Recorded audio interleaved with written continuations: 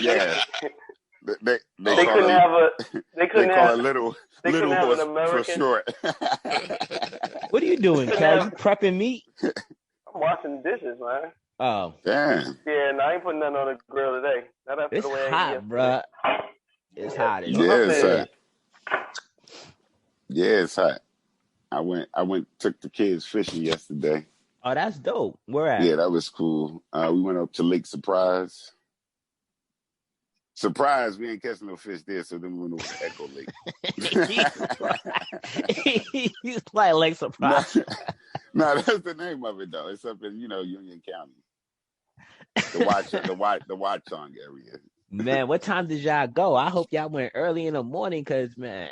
Yeah, we was out at 7 in the morning. Okay. Cause this heat about to be unbearable. I ain't trying to do shit else today, bro. But we was in the bushes, kind of, so like in the woods more so. Okay. So it was cool. It was cool. And then we came home early, man. Yeah, it's gonna be hot again today. It's a pool day today.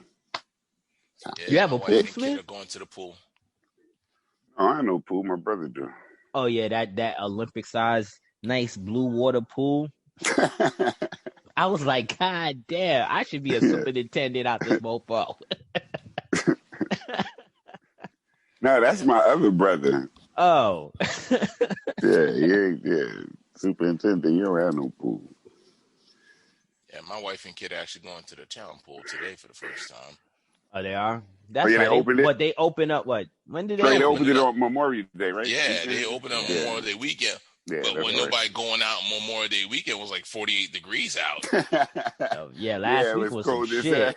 It was cold as hell. It's like last week it was cold as hell. This weekend hot as balls. Like, I don't understand. I don't understand. Man, that's climate change in a mofo. Word up. Climate change pissing on itself.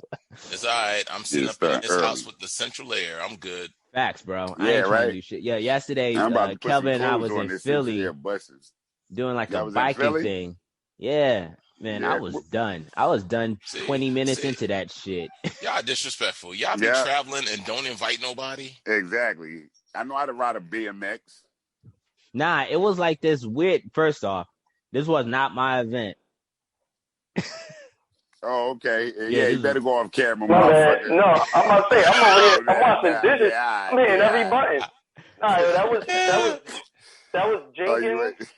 Jenkins' girlfriend put it together, which led to the question. Oh, I know she wasn't going to bring me. Which led to the question. When are we You're ambering. Girlfriend? Yeah, I know she was. I know she wasn't bringing. I know she wasn't inviting me. I crossed over. Yeah, and then you Kevin Samuel and her.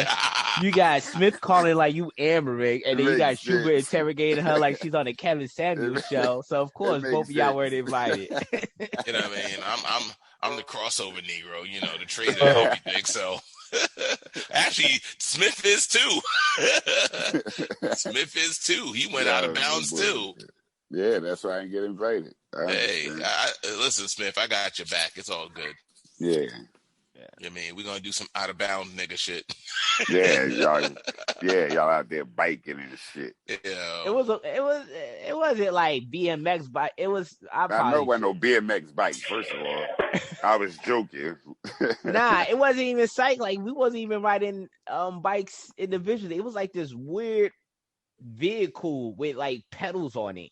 Yeah, and all of you was on it looking at each other, pedaling.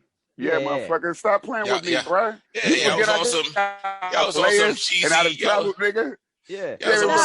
Shit with some cheesy. Was you drinking? Huh? Was you drinking? Was y'all drinking on it?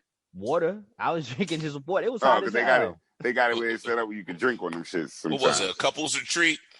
Nah, it was just a bunch of people. Did you have to do a trust exercise?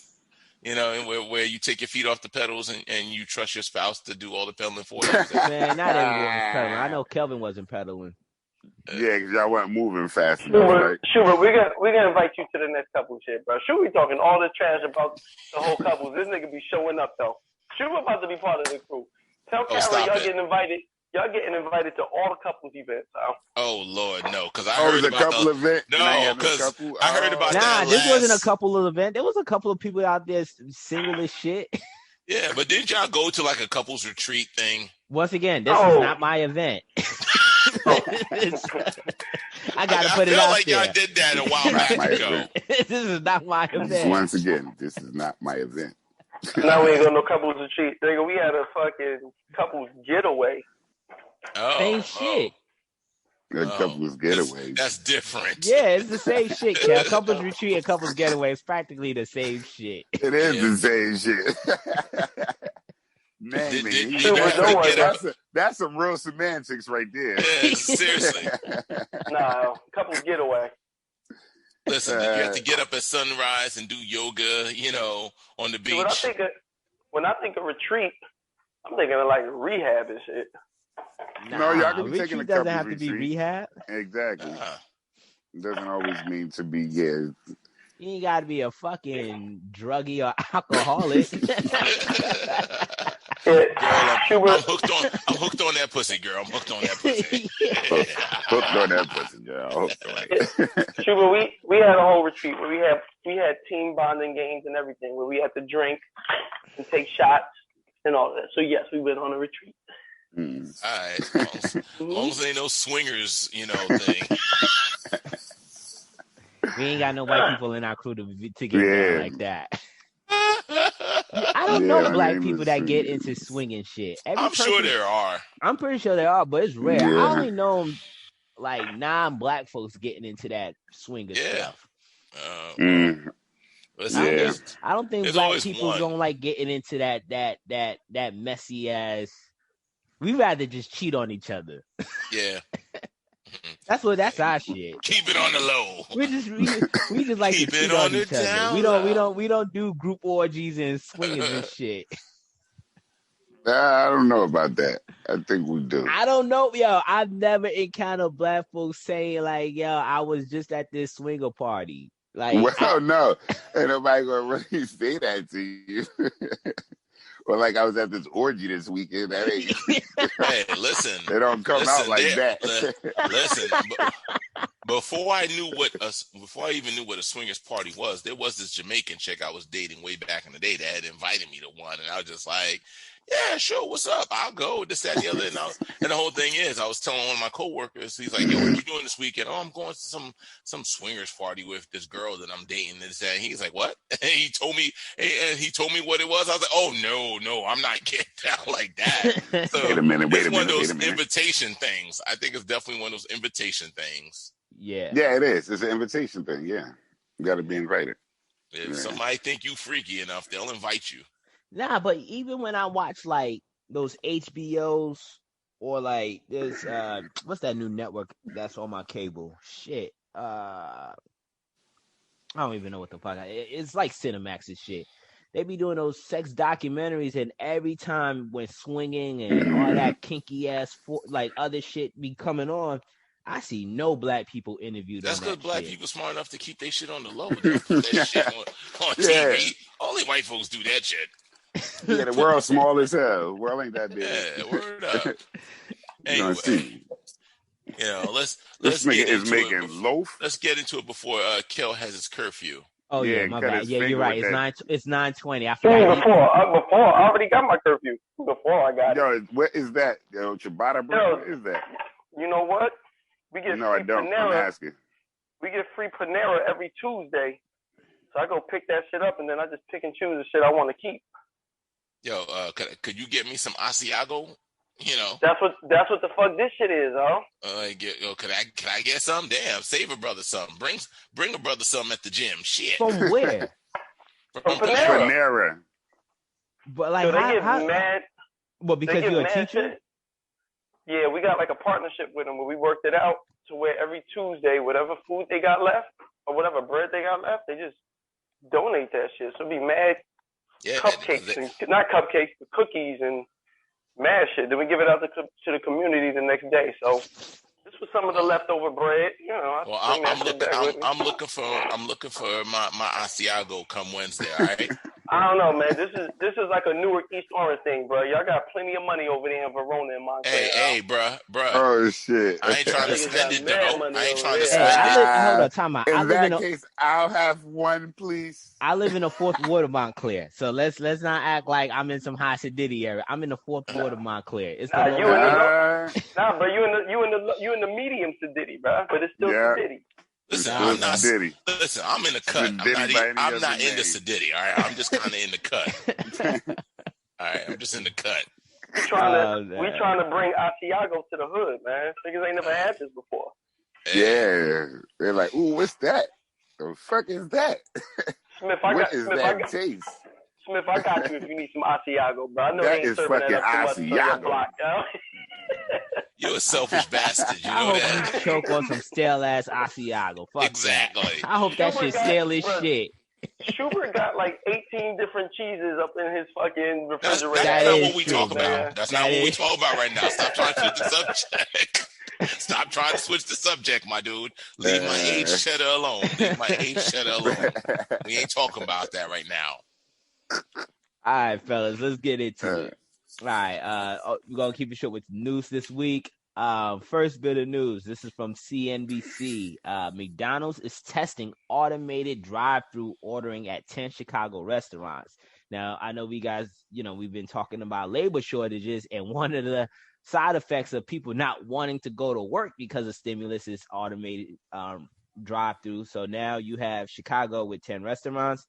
The 10 McDonald's restaurants in Chicago are testing automated drive-thru ordering using artificial intelligence software. CEO Chris Kipizaniski said Wednesday. Kipizaniski said the technology is about 85% accurate and take 80% of the orders. McDonald's obtained the technology through its 2019 acquisitions of Apprente. Over the last decade, restaurants have been leaning more into technology to improve the customer experience and help save on labor costs.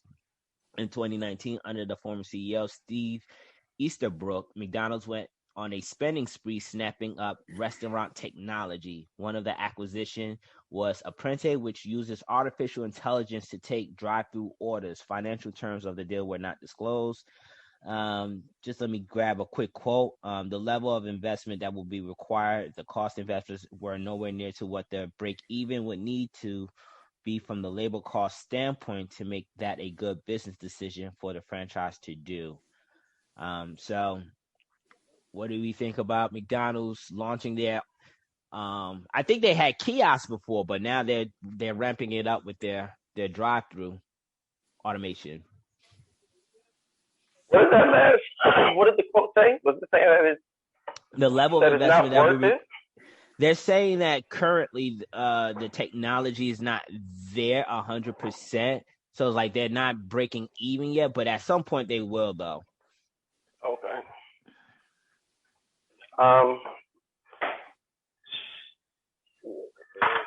They're projecting like within 5 years they will be break even. Well, I'll go first. Set my minute real quick. I'm gonna say that I'm against it. All right, there go my minute. I'm gonna just say I'm against it. Number one, because that shit is frustrating as hell having to deal with computers as a customer. Even with that shit where you fucking call into the automated system and they be like, okay. I know you want a live person, but I can help you first. So like, that shit is frustrating. Like I don't like going through that. Even the self-checkout shit, if you got an issue, like the self-checkout can't self-correct themselves, you still got to ask a live person for help. And when I'm hungry as hell, I'm not trying to go through the fucking drive-thru and have niggas fuck my order up. And that, that's not even touching on the point that you're taking away jobs from, actual people. So those are my couple cents on that. I'm really against anything anything along them lines. Go ahead, that's my minute.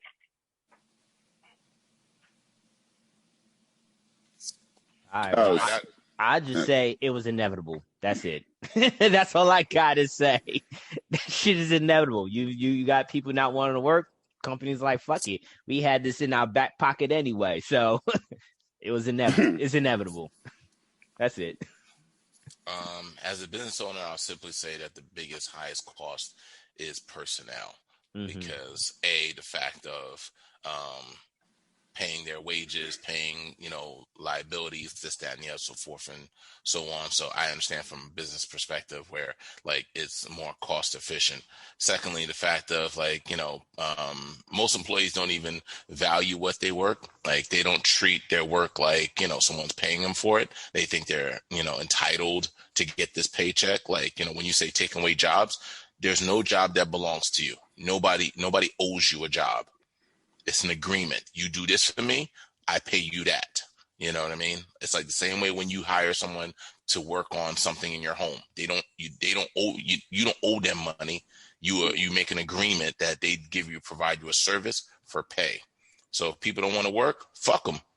Businesses still got to thrive and they got to look out for their best interest. Oh, okay, yeah, shit. That I like that take. That was a good take. But at the end of the day, I'm with Kel. The machine being only 85% accurate, yeah, that's not going to work for me if I'm ordering something. But at the end of the day, they already said they're going to move them to like be able to do the burgers and the fries next. So yeah, people don't want to work. That's all fine and good. They'll make it automated. I got a problem with the automation of it because right now, like there's a lot of hacking going on, and you can hack into the system. I mean, for me, if we could hack into it and get some free burgers, by all means, so be it. But to be able to hack the whole system and fuck up the whole, like they did the meat processing plant, I mean, at the end of the day, that's a little scary. Motherfuckers got allergies and you got motherfuckers hacking the shit. Or the machine just fucking up. Like at the end of the day, after this messes up, I got to go back inside anyway. So what was the point? Or they got another window that I go to get the order that, get it corrected. And then is the machine going to correct it now, or is the person going to correct it? So. Can I get one more word in? Yeah, I think it's 4 minutes, or I don't know what. I mean, honestly, here's the thing: the 85% thing. If I think about it, if let's say in my lifetime of going through drive-thrus, whatever. Every 10 times I go through drive-thru, they fuck up your order. Yep. They fuck up my order within the same rate. Yeah. The same ratio. Yeah. So it's like, are you really losing anything? Yeah. How many times have you gone in and your fries are cold or your burger ain't you what ask you for ordered? No cheese. You ask for no pickles. It's still there. So like, are you really losing anything? No. Yeah, so how does that? My wife, the other day, we went through a drive-thru, and I don't know, she's one of those chicks that ask for all this, like, I want coffee, no decaf, could you put this, and could you take this? It like, her order be complicated as shit. The person, she's one of those people. I don't know if you ever encountered those people that one of those places where they be like, "Oh, ma'am, this is McDonald's." What you expect? Yeah, that's why I'm laughing. So they making their own menu. Yeah, be making their own meal. So that's my wife, man. And when she was saying, it's hysterical because it's true. It's just like, every time she orders, it's always bad. She takes a sip. She's like, oh, they ain't get it right. I got to turn it back. So it is what it is. I'm not tripping over the 85%. I just think that one of the things that I constantly harp on is a Harvard studies that says like by the year 2030, 7% of all jobs would just be completely evaporated. Like it will no longer exist due to automation. So man, I got a question though with the drive-throughs. You see how they got Walmart popping. So how does bro? Have you seen the automated like machine that wash the floors that be coming through the aisles? Yeah, come through and wash the floors. Yeah, it cleans the floors. Yeah, crazy. They've had those for a minute though. Actually, yeah. What's your question, Kel? You pull up to the first drive-thru, is automated, right? Then they fuck your order up. When you get to the window, is there a human there? I think there's going to always be a That's human what I just said. Yeah, that's what you said. But I think human in there. Instead of you needing 12 people on staff, you probably have 4. Yeah. So like if your order is messed up, I think the human will just be there to fix the order. But for the most part, man, 85% efficiency is not bad. Not at all. Yeah. People take a bigger gamble on the lotto. Like your chances is 1 out of 17 trillion, and people take a chance on that. I'll take 85%. Yeah, 85% is not bad. It just goes to show you, man, this stimulus thing, you know, I don't know, this recession or pandemic recession has really caused people not to realize how good they have it, in the words of Schubert. So it's just like we're gonna eventually, all of us gonna open our eyes and just see everything automated around us and wonder what the fuck happened. It is what it is. Yeah. Like, you know, we take these jobs for granted. And I understand, you know, you want to have a living wage, but like the fact that McDonald's got to pay you for an application for you to fill out, that's absurd. So this is what happens. These are the consequences. Yep. Yeah. I don't go to McDonald's anyway. All right, Chipotle, bro. They're probably going to have your automated drive-thru in Chipotle. Or Panera. Or Chick-fil-A. Or Panera, yeah. Let's kick into this book. All right, well, this week is my, this go-around was my book selection. This is from Tim Larkin, When Violence is the Answer. Essentially, to give a quick synopsis, one-sentence synopsis is when Tim provides a no-nonsense and brutal, honest approach to survival in rare violent encounters. So we read chapter 1 through 4. I hope you guys thoroughly enjoyed the first chapters. Knowing Smith and Black Zeus, they probably damn near finished the book already. So let's try to stick to chapters 1 through 4, fellas. I said I was going to be on good behavior this time. Whatever. I know you finished the book. I know you and Smith finished the book. Like, don't even lie to me. I did, because this was, I got through them first 4 chapters good. Quick as hell. But I ain't finished it. I'm like, yeah, whatever. I know they finished it. Listen, don't say anything that's chapter 8 related. Don't say anything that's chapter 7 related. Chapters 1 through 4. I know how you two guys get down. All right, so you don't. So it's okay if I say something that's chapter 6 related. Nah. I'm kidding. But anyway, we got some good questions this week. I actually have 2 videos on violence that I really want us to get through. But let's get into it. Let's start off with my question. In chapter 3, Tim Larkin stated that there's no such thing as self-defense. The goal is to inflict serious harm to rehabilitate or quite possibly kill. Unfortunately, many citizens live in pussy-ass states, counties, and cities where criminals are protected from such violent aggression. Is there a workaround solution?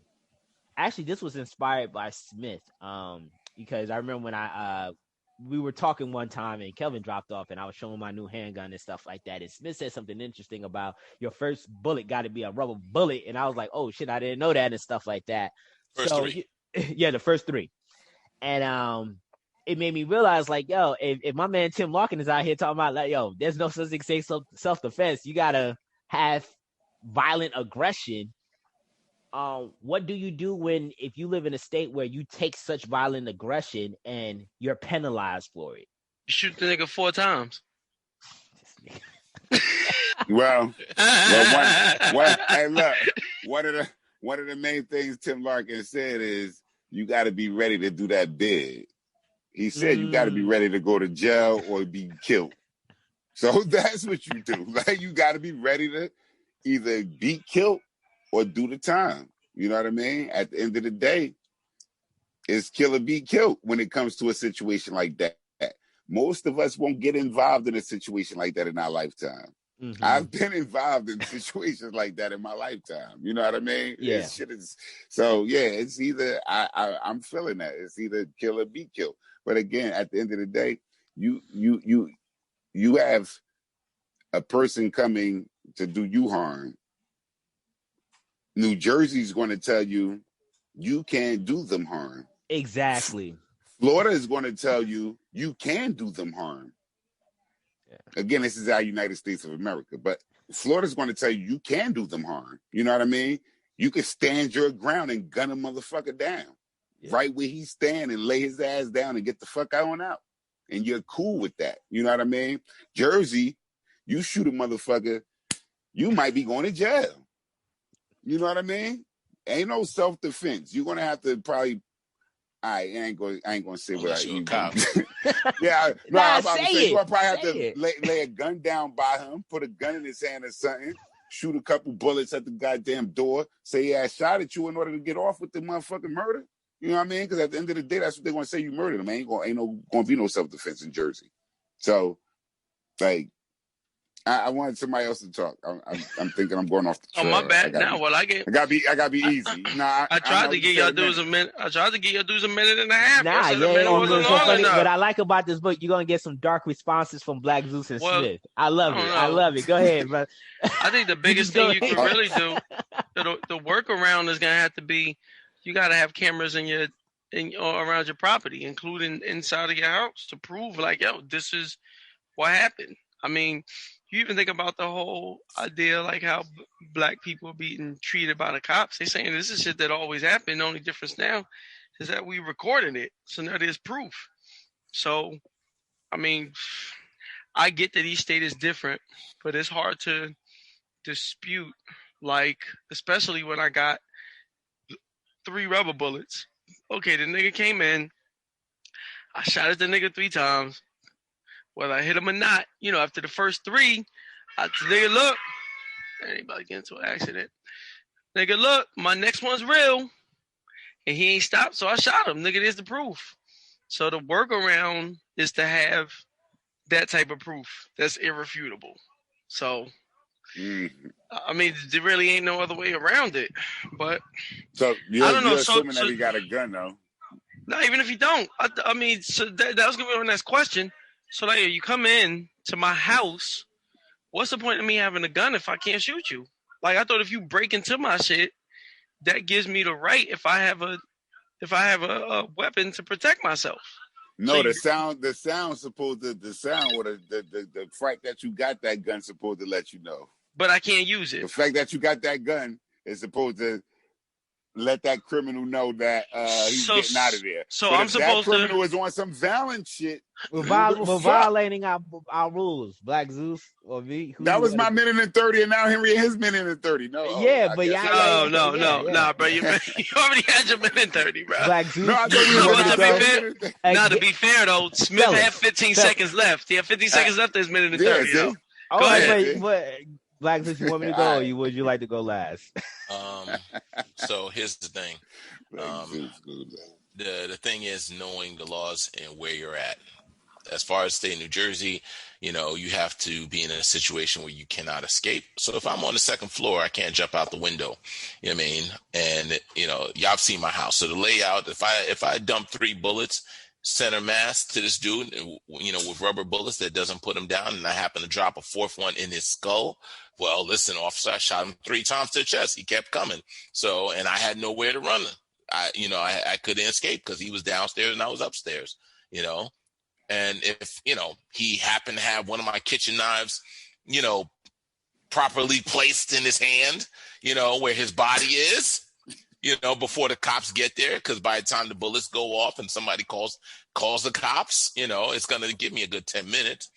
At the end of the day, it's like, listen, it's kill or be killed. And if you know that the laws are not going to protect you unless you're in a certain type of scenario, certain type of situation, you got to create that shit.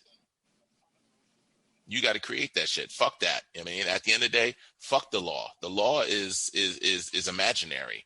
It's based on another man's opinion, another man's viewpoint and interpretation. So you know what? Let me create the interpretation that I want you to see. Mm-hmm. So, my bad. Lazarus, are you done? I'm done. So basically, what I'm getting, particularly from you and Smith, is at the end of the day, if jail time is something that needs to happen, jail time it is what it is, because you. No. That's what I'm not saying. I'm saying I'm not trying to understand the law. I'm understanding. No. What I'm saying is because I'm working within the law. But if Tim Larkin is saying like, look, y'all, the self-defense sort of approach is some bullshit. It's straight up, I'm gonna inflict as much harm or kill you. And if in New Jersey, like one of the things too, they're just saying like, all right, you got somebody coming into your house, you encounter the burglar, and the burglar say that he was trying to escape, but in all honesty, like what Kelvin was alluding to, if there's no cameras, you have no proof of it. But let's say the burglar survives the encounter and you just shot him several times and he sues you. You're saying that in that situation, fuck the law, fuck what is it, some imaginary shit. If jail time is something I have to serve because I was trying to defend my household, it is what it is. There's no workaround solution for that. It's just like we just got to work with what's within the law in our state or in our county and just deal with the consequences of possibly going to jail. No, that's not what I said. No, I'm not. I'm just asking. I'm asking. I'm just trying to get clarification. Specifically, what I said, there's a 3-bullet rule. So if I'm going to use those 3 rubber bullets, I'm going to use those 3 rubber bullets to the center mass, to the body. All right? They're not going to be fatal. They're going to be painful, but not fatal. My 4th shot is going to be skull, which is going to be fatal. Where your body drops, the police will find my kitchen knife in your hand. From where I shot, I could not escape. I was on the 2nd floor. And I've thought this stuff out in the past. But what if he doesn't have a kitchen knife in his hand? And now you're not listening. You're not listening. You are really. That's the problem. You are really not listening. They're planting it. They're planting the knife on him. Find. They're planting it on him. Find the knife. I didn't say anything about planting. Don't put that in That's my what mouth. I'm saying. Exactly. I'm not. Exactly. I did not. I know. I am listening. You're saying there's going to be a kitchen knife involved. I'm asking a scenario where there's no kitchen knife involved. Pratt, you're not listening. There will be one. When the police get there's here, a gun involved. There will be a knife in his hand. You're not listening. All right? I didn't say about what happened when I shot him. I said when the police arrive. The wind will blow. The knife will fall into his hand. So in the words of Dave Chappelle, if you're a cop, just sprinkle a little crack on them and then just be out. Okay. Listen. When you go to somebody's house and the bed was made, all right, when the bed was all nice and trim, do you think they slept in the bed that way, or they placed it so you see it that way? No, I get what you're saying. You see what I'm saying? I get what you're saying. We're not going to incriminate ourselves like Kelvin just did in regards exactly. to Thank you very much.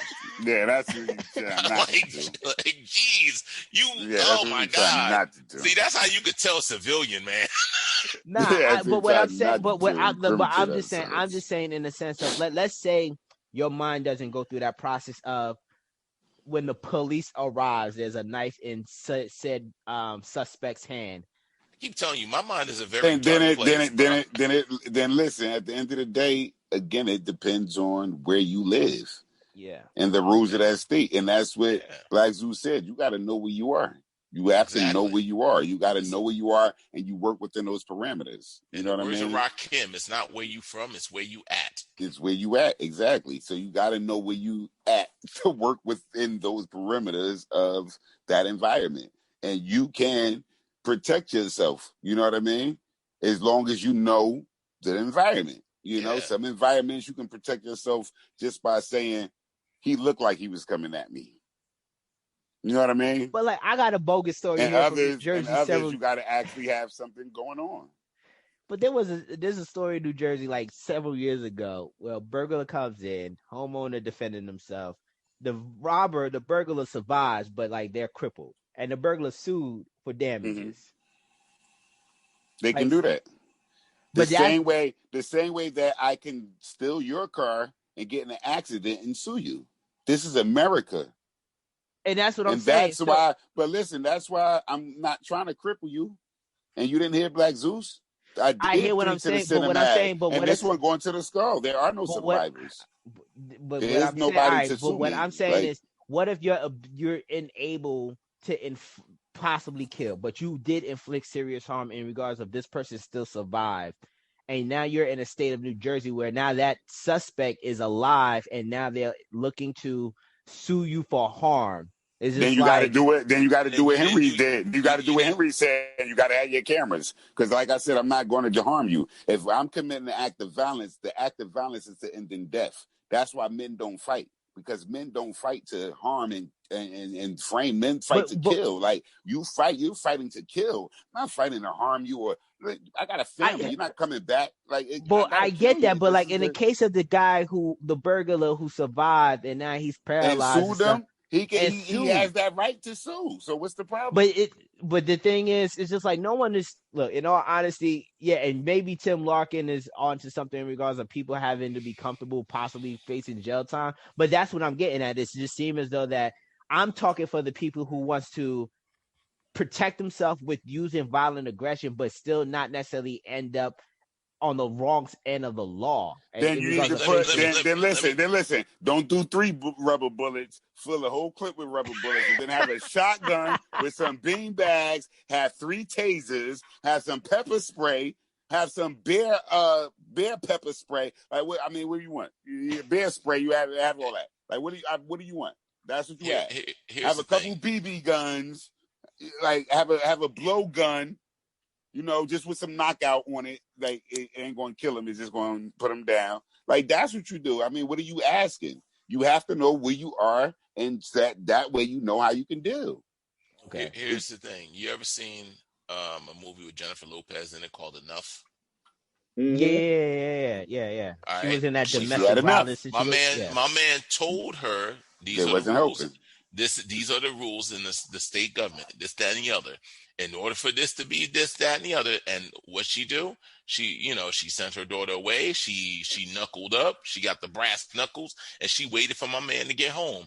When my man came home, her and him had it out. She plotted out because she knew she was going to kill this motherfucker today. All right. And then by the time that the cops got there, she cleaned up everything, got rid of the brass knuckles and everything. And it was self-defense, and he died. And it's his dead word against hers. So at the end of the day, unless you're ready to take it to that level, then, be ready to do a bid. Me personally, I have no problems with it. Oh yeah, I have no problem. Look, dude, I got brass knuckles my damn self. I'm saying taking a life. No, I have no problems with it my damn self, bro.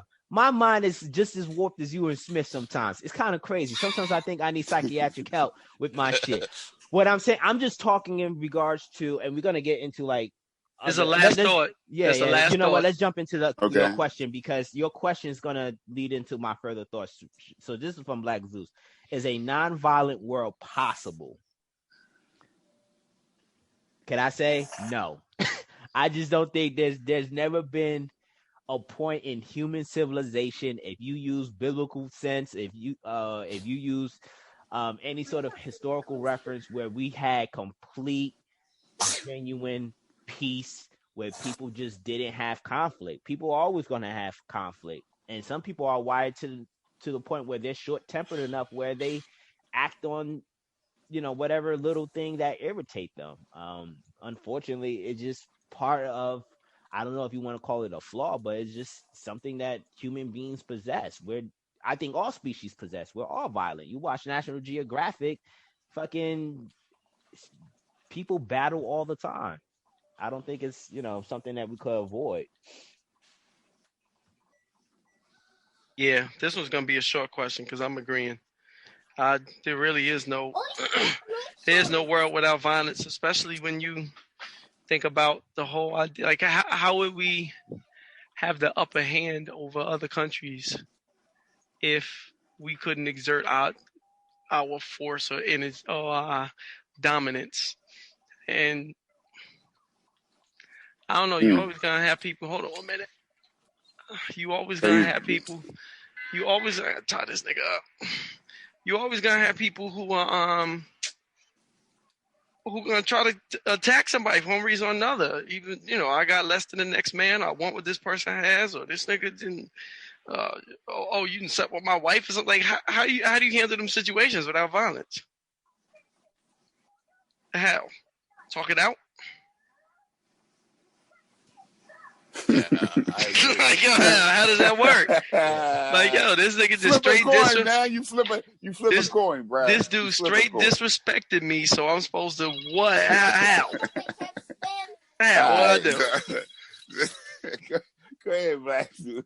I mean, the whole thing is that violence has dictated nature. When you look at like even deers, bang antlers and everything. Bears, will, claw at each other and this, that, and the other. It is survival of the fittest.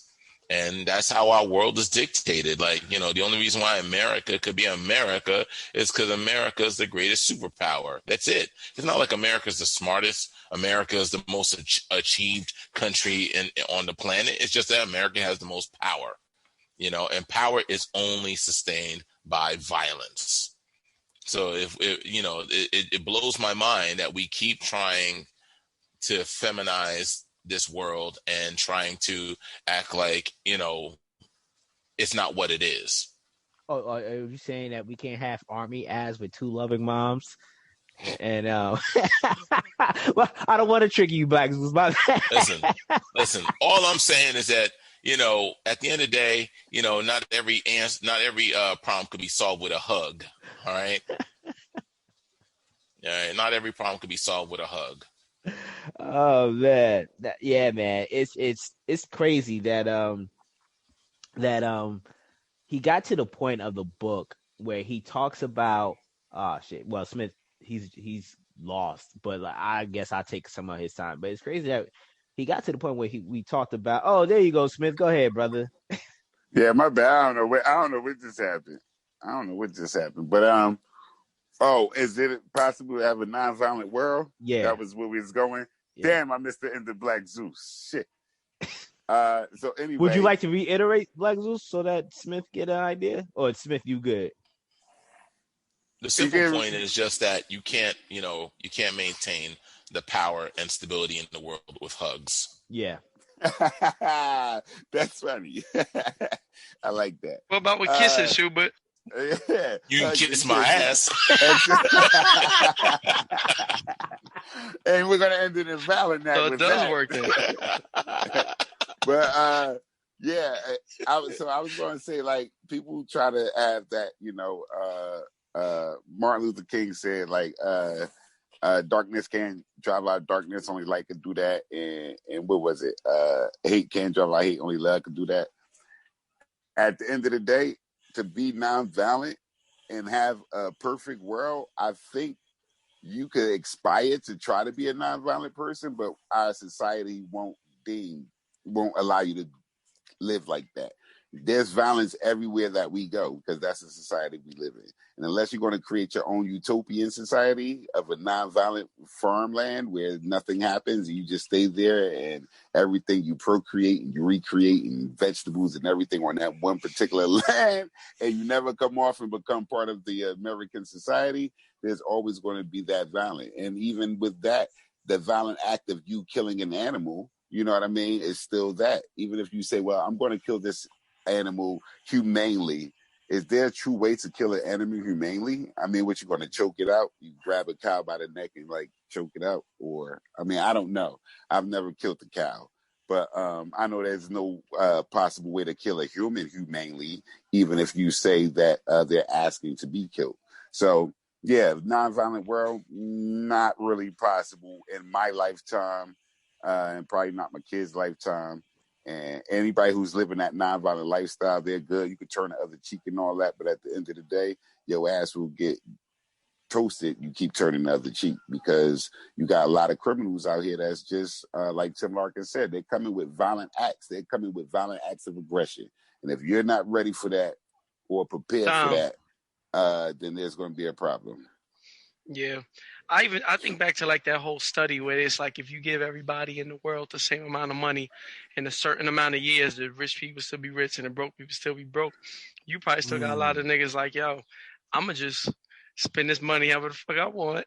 And then if it don't work, I'm going to just take it from the next nigga. Like that's their mentality, yo. And I'm glad you presented that study because I remember that study and I have an actual true story. So during the beginning, Mills actually said that. He's like, yo, broke money don't make no money. If I ever go broke, I'm gonna take your money. Yeah. And I kid you not, me and Joanna went to the grocery store, right? And it was packed. The shelves were starting to look empty. So I thought I was talking to a reasonable dude. Like Schubert, reasonable dude, having a general conversation like how crazy this shit is, and we're just And then next thing you know, we were just talking about how, yo, there's no items, on these store aisles. This dude went from being calm demeanor and saying the most psychotic shit I've ever heard. He's just like, yo, I got plenty of guns at home. If I run shit or anything, I'm just gonna rob somebody. And yo, my wife was just, that was the first time her face went ghost, because you're talking to someone you thought was reasonably sound, and he just went out the blue and made that remark. This is what inspired her to say, "Yo, I'm open to getting a gun." Because got she a was question just like, for you. Is his statement not reasonably sound though? Yeah, I was thinking the same thing. I'm like, is that like that's not reasonable? That's like, not reasonably sound. You know what? Me, my wife, and my child are hungry, but I'm not gonna go and take these guns. But you know what? Get what I gotta get. Do what I gotta do. I'm not gonna go out here and get it. Are you kidding me? No, but you know what? You would think like, okay, I will work with, or I will barter something. Like I might have something, or I have a skill that I might barter to try to work to get these things. Past all that. He's saying he might got past all the bartering. He tried bartering. He tried the barter system. Barter system didn't work. What is his option? No, I'm not disagreeing, brother. I'm just saying he went from. That's where they go. That's the Neanderthal that's the Neanderthal framework. You know what I mean? That's the natural order. And then that's the barbarian framework, because that's the animal instinct framework. You know what I mean? I wish I had Joanna. Animals will be eating, and then another animal will come and get that meat from that animal, because that's how it goes. Yeah. I'm gonna wait for you to kill this, and then I'm gonna go get it. Yeah. You already went and did the killing, because I ain't have to do the killing. I ain't want to do all that running around. But I'm gonna come get what you just killed, because I'm hungry. So you just went shopping. I'm breaking in your house to get your groceries because I'm hungry. Yeah, man. I'm just saying that's how it go. At the end of the day, you got to be prepared to leave him laying down in the kitchen because he in your refrigerator trying to get your groceries. Yeah. You know, at the end of the day, we're animals. Yeah. At the end of the day, we're animals, and all animals know how to do is survive and reproduce. Those are the two main functions of life: survive and reproduce. You know what it was? It was just in a tone setting. It was such an even killed tone. I was waiting for a laugh or a joke after that. It was none of that came after. It was like, have a nice day. Talk to you later. I'll see you soon. And Joanna was looking like he's like, oh, you said you live on New Street, right? What'd you say, Smith? I said Joanna was looking like, yo, Cash, are you hearing? Yes, I'm hearing this. I hear what he said. Yeah, that's how I go, man. Yo, I shit you not. That encounter changed her whole stance on getting the gun, bruh. Changed her entire stance. It took. You gotta understand. Yeah. That's why, to a certain extent, some folks don't worry about things. Yeah. Because when back is against the wall, I'm just going to get violent and aggressive, and I'm going to go get something. That's. Yeah. Unfortunately, it's like that. You know, I could meet that aggression where it is. All right, man. Been there, done that, seen that. So let's get into that. So this is your question. Like. Your question is up next, Smith. So when is violence the answer? When you are encountering violence, or think you are about to be encountering violence? It's got to be when you actually encountering the violence. Too late. Yep. Exactly. Wait, I'm sorry. I'm sorry. Exactly. I'm sorry. It was my apologies. No, it's gotta be when you. I told you, we got two psychopaths on this panel talking about this book. It's gotta be like that's not one of them situations where it's like, oh, my bad, man. I didn't mean to shoot you like that. Oh, my bad. I didn't mean to stab you. Oh, my bad. And then. How can you even say that and then get mad at the cop who shoots a nigga for reaching for his wallet when he said, "Oh, I thought it was a gun"? Like, it's the same concept. Like, I see where Kevin's coming from with that. You can't have the cops having the Tim Larkin training and be upset at that, but then like y'all niggas saying, "Oh well, as long as it ain't the cops who shoot a nigga by accident, it's okay." No, you have to wait until the violence is 100% upon you. If we ain't saying wait till the nigga shoot at you or swing at you, but No, you got to be sure before you do some shit like that. The niggas is paying the price. Here's the difference, though. I'm sorry, I don't mean to cut you off. Are you done? Yeah, because go ahead. Go ahead. Here's the difference. Cops are trained to know, from the time that they pull up to your car and they pull you over, they have that flashlight to kind of, take your eyes away. And also they have it at a distance and at an angle. So that way, if you are someone who's violent, it gives them enough time that you have to turn around to shoot them or whatever the case is. So they're taking the defensive position at all times. But we're talking about everyday civilians. Civilians, yeah. Everyday civilians who are not in that predicament on a constant basis. So when you're not in that position on a constant basis, and you feel like you're being, like there is a threat there, a genuine threat, you need to take the action before it's too late. Not necessarily, it doesn't have to be necessarily to kill, but at least it should be enough to, put a motherfucker down. Yeah. I'm just telling you from experience. Yeah. And I'm sorry, Black Zeus. Were you done? Yeah. I echo Black Zeus sentiment. And I'm just gonna share my own personal story. In regards of to answer the question first. Yeah, it's when you think you're about to encounter violence. And I was caught lacking several years ago, where I saw a group of guys come my way and walk past me, but I try not to. In my delusional mindset, I was trying not to think the worst of a situation, and in all actuality, it turned out to me being mugged and possibly, having laceration in my mouth and having my jaw cracked.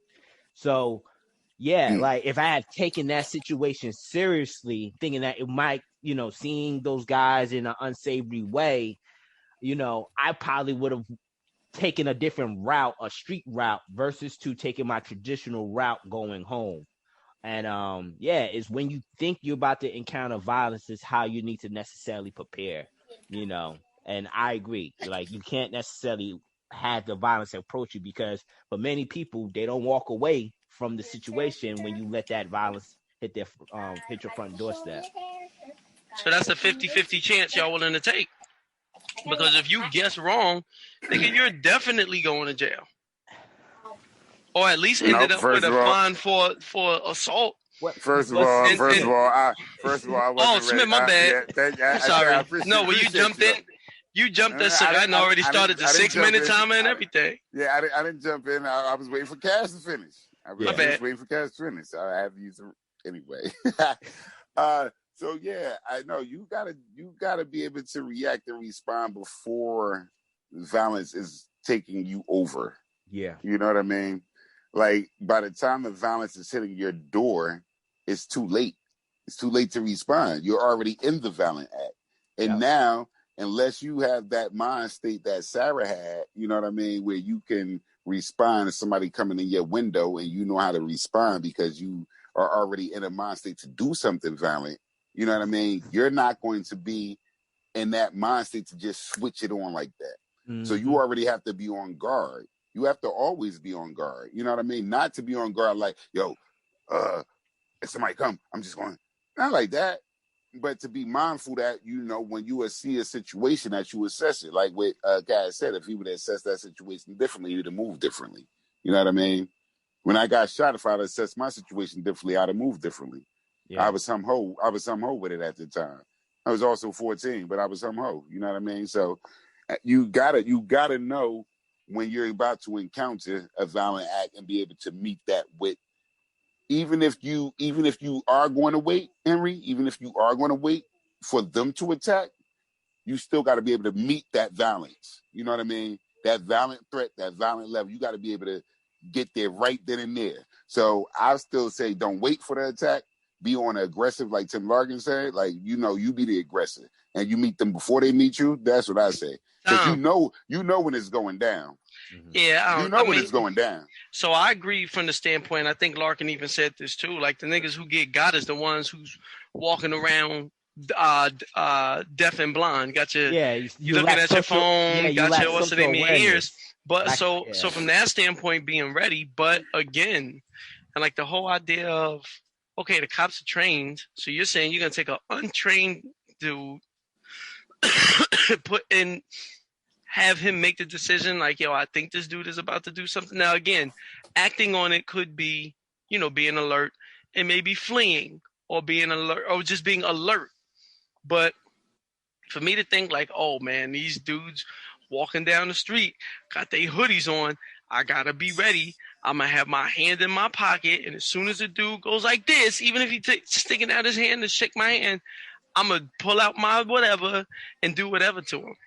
Like, no, it's not that, because one, you're not going to be walking around with a weapon like that. Even if it ain't a weapon, but you're ready to fight. No, listen. Even if it's a knife. No. I'm talking about, he talking about like a gun. You can have a knife. Everybody will have a knife on them or a blade. That's different, right? What I'm saying is, you saying these people are coming at you, right? You're saying, I'm talking about you still got to be on aggressive. You know what I mean? You still got to be not necessarily aggressive towards them, but you got to be on the fence. You got to be alert and know what's going on. Mm-hmm. Okay, I agree with that standpoint. You have to know what's going on. And yes, you have to. I'm not saying, be ready if he's about to reach in his pocket to grab something. If most people, listen, if somebody's going to reach in their pocket and grab a gun and pull a gun on you, right? They're going to get closer to rob you. But you have to be prepared to be violent. You understand what I'm saying? You're not going to be violent from a distance. They got a gun. But they're going to get closer enough to take your property. And in that instance, when they get close enough, you got to decide, am I willing to get gunned down or am I willing to So maybe violent? I interpreted this shit wrong. Maybe I'm interpreting it wrong. So you know that the violence is about to happen. Yes. Then yes. Okay, so if you know it's about to happen, yes, then you know it's of about course to you happen. got to be proactive. Why would I wait? I'm not waiting. And you're about to encounter violence. The same way, the same way that one guy was, going up the street, coming home from work and this, that, and the other. And then the guys ran up on him and was like, yo, give us your wallet and stuff, and then after that, he thinking like, okay, they got my wallet and everything. And they came back and stabbed him up because they saw his face. He saw their face. Right? Yes, like Zeus. He saw their face. I mean, the whole thing is, granted, had that been me in that situation, they would have put out their knives and I would have pulled out mine, but I would have got the first stab. I would have got the first 3 stabs. I'm telling you right from the jump, because I'm already going into it like, yo, you're not likely to show me mercy, so why would I show you any? Exactly. Man, you're right, man, because another story. So like my brother, man, he did some heroic shit. So like when he got shot on Springfield Ave near Wells Fargo, right? He was coming out of the bank and dude had a gun on his, pressed against his back, talking about get on the ground. My brother instinctively said, yo, if I go on the ground, they're gonna let out 4 or 5 shots into me. He turned around, like literally, pushed the gun away, decked the dude. Dude falls into the bush, and the getaway car drives away. So we were talking about that, and he was just like, "Yo, like what you and Black Zeus is saying is like, yo, the violence got to be violence." And in that moment, he just knew, like, yo, there's no way I'm following commands. It's just no way. It's putting yourself in the victim's place. Yeah. You're setting yourself up to be a victim. Yeah. I lay on this ground. I'm not going home. Yeah. I'm not laying on this ground. Yeah, it's me and you now. Like, I'm not laying on this ground. Or get in the car. I'm not getting in the car with you. Yeah. Nah. Shoot me right here, bro. I'm not getting in no car. Fuck. Oh yeah, facts. Yeah, you get that all the time. You know what I mean? Yeah. Fuck out of here. It's here now, bro. Let's see who want this. You know what I mean? Let's see who want this, because I want my life, motherfucker. Like, what's up? Yeah. And truth is, it's like, here's the thing: the most violent of criminals aren't the ones to really give you an opportunity. All right, give you instruction. All right. Yeah, they're not the ones to give you instruction.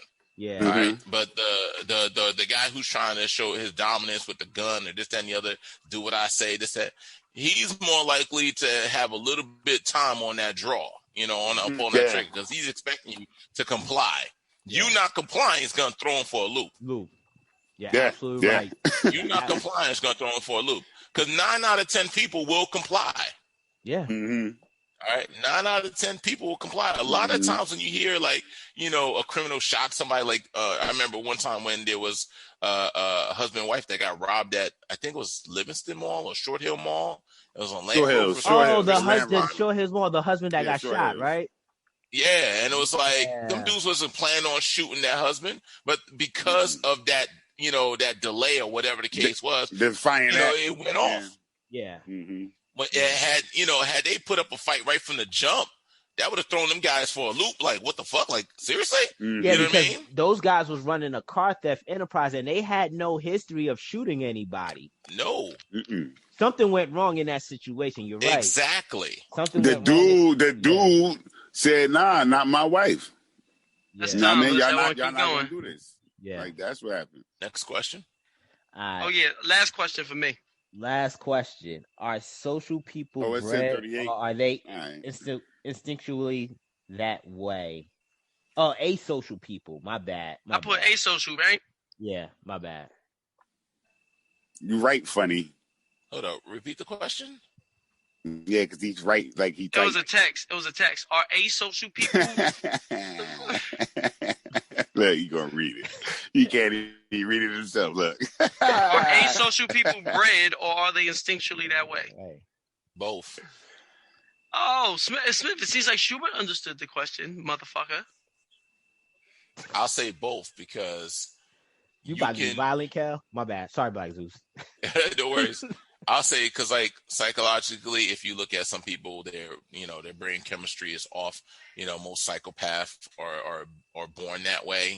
They have a lack of empathy. Mm-hmm.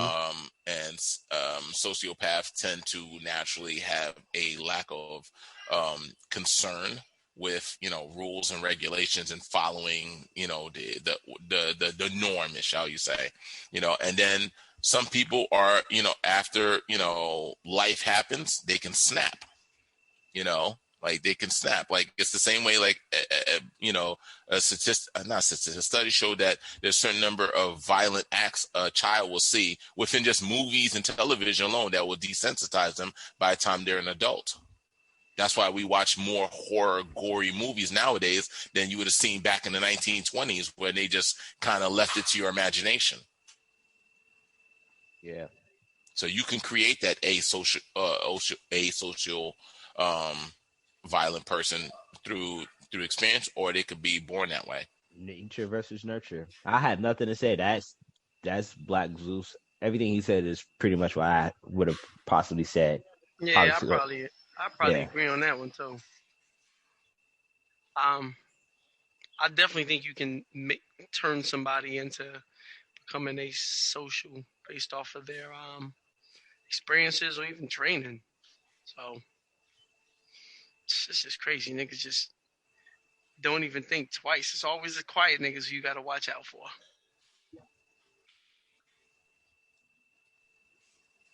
My man Smith, you got anything, brother?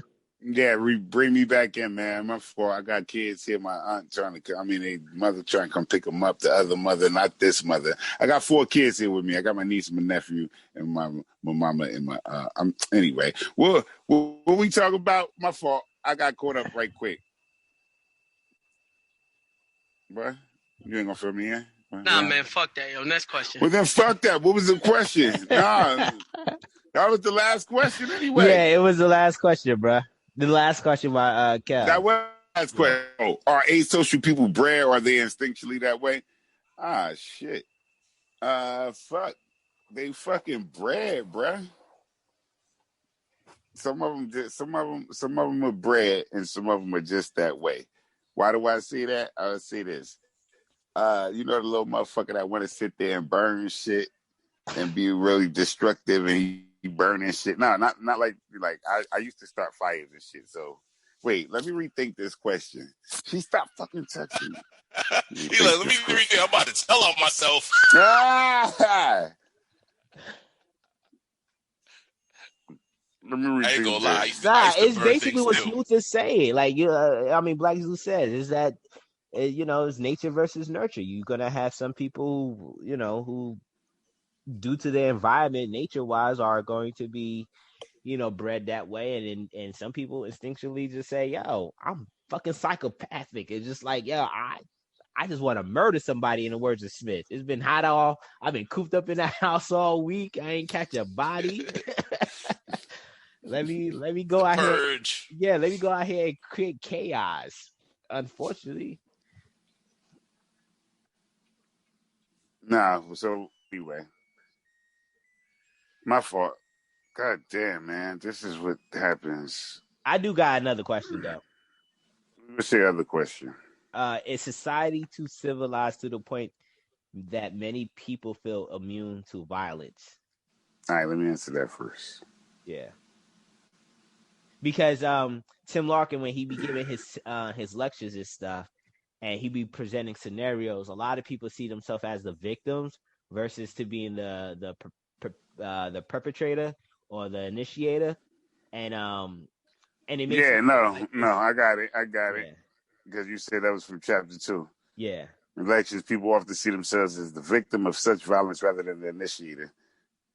Too civilized to the point many people feel immune to violence. No, so at the end of the day, you can think that you become immune to violence, but until you see violence in front of your fucking face, you ain't immune to that shit. You know what I mean? People think they can become desensitized, but let you see somebody fucking brains get blown out of their fucking head.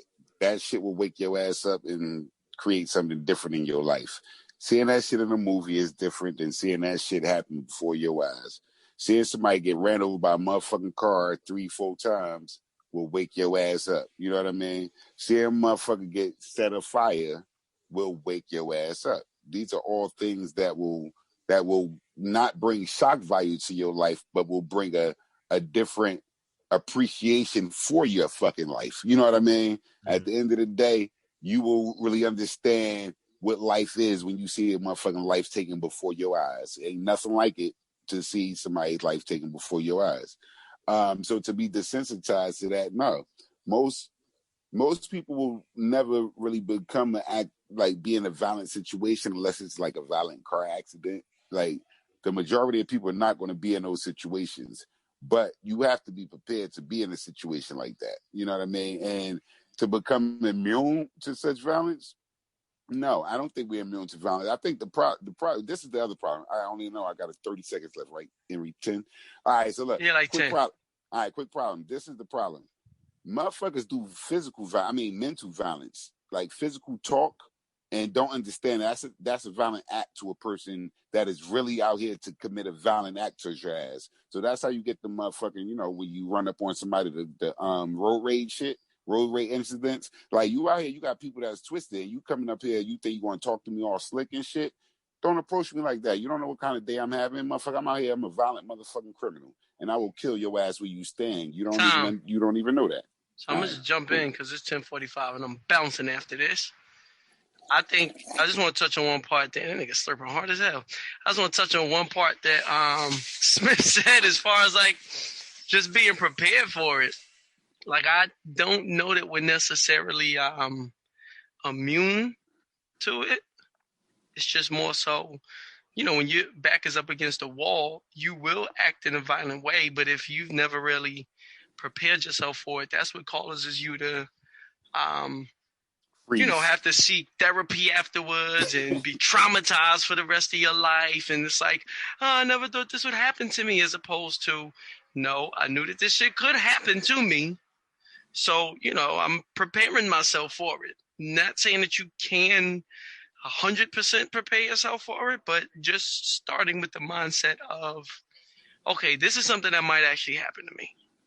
Mm-hmm. Like, so just having that mindset, just get yourself prepared for it.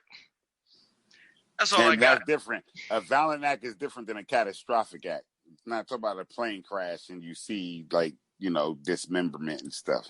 A violent act is different than a catastrophic act. It's not the same thing. Yeah, I gave Smith my last 5 seconds. I'm out. I'm about to hear nobody else out. Yeah. No, I'm here later. It's recorded. He's an asshole. Whoa. Anyway, real quick. He fast with his ass, though. Go ahead, Black Zeus. Real simple. yes, we are so civilized that quite majority of the population thinks that it's immune to violence. You can tell by the way that women speak to men, you know, in our society alone. Just by that alone, you can tell that they feel immune to the acts of violence because of the way our society is built. And it's kind of jaw-dropping, you know. It's kind of jaw-dropping. Like, we actually think there's this invisible wall of protection because of our laws, which, once again, are imaginary. They're in our minds. At the end of the day, there may be a law that says, you know, Schubert can't hit Jennifer, right? There may be a law that says it. Doesn't mean that it actually stops Schubert from hitting Jennifer. By the time the cops get there, Jennifer still is going to have that trauma. She's still going to be beat the fuck up. She's still going to be hurt. But Jennifer really believes in this law so much that she will talk reckless. You see what I'm saying? And this is the thing with America, is that we will be reckless with our behavior amongst one another because we think we are immune to that violence. Yes. Except if you live in a hood. Except if you live in the hood, you know. You didn't damn near stole my thunder because my sentiments exactly, because, you know, most recently we talked about the Army ad, and we all had issues with the Army ad because it didn't necessarily shine a light in regards of how gory war can be. And I think that this is a byproduct of how civilized America, particularly America, if we're going to just stick to America, is a byproduct of typically of how civilized, or the narration of how civilized America is. I'm glad you brought up the domestic situation. You got women now in the 21st century willing to talk reckless to dudes, where 200 years ago a backhand was not even a hesitation coming your way. So and it's shocking to hear Tim Larkin talk about how many people saw themselves as victims, where, I don't know, like, I could only imagine 200-300 years ago, everyone saw violence. There wasn't law enforcement there to come in and resolve matters between people and stuff like that. It was just like law enforcement, like, nah, I'm going to grab my gun. I'm going to go see Johnny down the street because he didn't smack my woman's ass or some shit like that. But now it's just like we're relying on the government, you know, government being the police officers to come in and handle the dispute for us. So I do think aspects of us being too civilized is a problem. But Tim said that, like, you waiting for the cops to come and handle a violent act, or you wait for somebody to come and save you from a violent act. When that violence is right there at your doorstep, what are you going to do? You know what I mean? And all that, you know, like he was talking, like all that karate shit of thinking that you going to block and defend and block and chop and defend. That shit ain't. I'm coming to kill you, nigga. I'm going to be stabbing you the fuck up with all them blocks. Nigga, that's like, you ain't trying to disarm me. You just blocking. Like, that ain't, like, I'm coming to kill you. And just to expand, to expand on what, you know, he's saying, like, the whole thing is I think I explained this to you guys before, when it comes to fighting and martial arts, you know, the two fighters are coming into that ring knowing these are the rules. You know, when the referee says no hitting below the belt, no grabbing punches behind the head, no eye gouging, X, Y, and Z. You're assuming that this person's coming in with the same rules as you. It's like, nah, homie, they not. I ain't got no rules. They not. Rules? The fuck is that? Rules? Nah, they coming not, here to kill. Like, you know, like finish you off. Me and Theus talk about that. Me and Theus, as two experienced fighters, talk about that extensively. Like, yo, if, you know, like, we both know, like, when it comes to, like, me with my boxing and him with his martial arts, like, you know, we know the fact of in that arena, these are the rules you play by. But we both have already said, like, yo, because we go out, you know, for a drink here and there and this, that, and the other, and we look at it, we always aware of our situation. All right, so when we're in a certain bar, when we're in the bar, you know, Thea's always like, you know, you got that big motherfucker, right? And I'm like, yeah, why I always got to get the big one? Yo, it's but the whole thing is, all jokes aside, when we go out to a bar, we dead ass serious. We already measuring up everybody in there and looking who's a threat, this, that, and the other. I've even taught my wife, when you go out to a club, a bar, and shit jumps off, the number one, when you go, I'll give you this bit of advice. When you go into a bar, you go to a club, whatever the case is, the first thing you should do is look out for the exits. The exits are always lit up at the top. Exactly. Right? Look for the back exit, the exit behind the bar. Those are the exits you always want to keep your eyes on, because when shit jumps off, everybody runs to the front door when there might be an exit 5 feet from where you're standing. I want to add on to that, though. You might want to check. Everybody panics and runs to the front door. But check this out, Black Zeus. You might want to check if that exit door works. You just might want to, not if we got that push a panic alarm, but if it's just, we was in, like, me and Kel was, I'm mad he got off, because check it, we was in fucking Canada. The club got shot up. When the club got shot up and we in that bitch and the niggas are shooting in the fucking club. Talk about getting some value. He like, yo, how you know how to deal with this shit? Nigga, you know what? You know how many times I done dealt with this shit, K? Like, yo, you was moving real good. Goddamn right. I know what to do, nigga. I'm trying to get the fuck out of here. You know what's so funny about that story, like, Smith? When Kel told me that happened with you guys up in Canada, I was stunned, because I was like, Canada? And it was just like, I think a lot of times, and that was the realization that for me, and for me, I'm not gonna lie, man, you learn something new, and it always changed my perspective. It was something that made me realize, like, yo, there's not a single aspect of this world that we live in is safe. So like when he told me, I like they shot up a club in Canada, I was like, friendly ass Canada. Look, Drake came back, Canada. I came back with the impression like, yo, fuck Canada, man. That shit ain't friendly at all. Canada was a piece of shit. The people ain't polite or nothing. And they motherfuckers shot the club up. Yeah, motherfuckers diving over bars and shit. That shit was crazy. Bruh, that shit was crazy. When he told me like, that yo, story, I did not come up from Canada for this shit. Like, and I always been, I told him, I said, violence be having a way of following me, but that's some other bullshit. We on the dance floor 1 second and running for our lives for the next. God damn. Talk about when violence attacks, goddamn it. Yo, shit. my dude, I've tried to tell you, and I've seen it from every perspective, from the perspective of being somebody going to the club to being the bouncer at the club. Like, yo, it can go down at any fucking second. Yeah. Any second, a tenth of a second. Man, I probably would have let my guard down in that Canada shit, bro. I would have never thought Canada got a topic like that. That's when but see, that's the thing about it is, Canada, like when we was going to DR sometimes, like DR was different. We go, but any place we go, but Cal will tell you, I was going to DR, like I live that motherfucker. I'm like, yo, we going in the club. I don't speak no Spanish. This motherfuckers speak more Spanish than I do. I spoke a little bit, but at the end of the day, he's like, yo, you just walking through this shit. Did he tell us don't come to these places? I'm like, man, I don't give a fuck, man. Like, I'm on some, like, listen, at the end of the day, when you look at me, not when you look at me, but if you look at me and you looking in my eyes and I'm looking in your eyes, you know what it is, man. We ain't trying to do nothing. Because if you a real motherfucker that you've been through some violent shit, you ain't trying to do nothing with a motherfucker that you trying to do, unless you trying to do something. But then you already know it's already done. You ain't gonna wait to tell a nigga. Ain't no eye contact. Yeah. So